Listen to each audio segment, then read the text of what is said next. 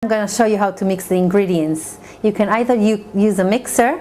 Today I'm going to show you how to mix it by hand, because not everybody has a mixer at home, and it's fine to use it by hand, as I'm going to show you.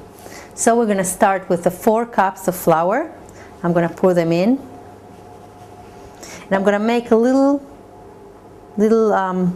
hole in the middle,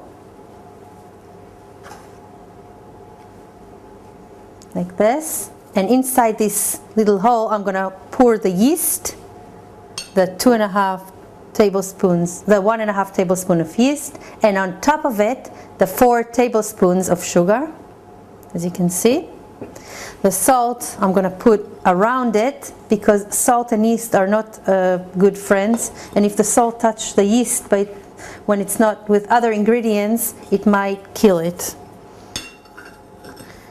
Now I'm going to put the 2 tablespoons of oil around.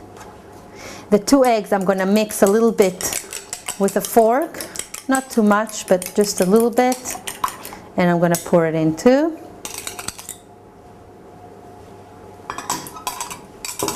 And last, I'm going to pour the 1 cup of water.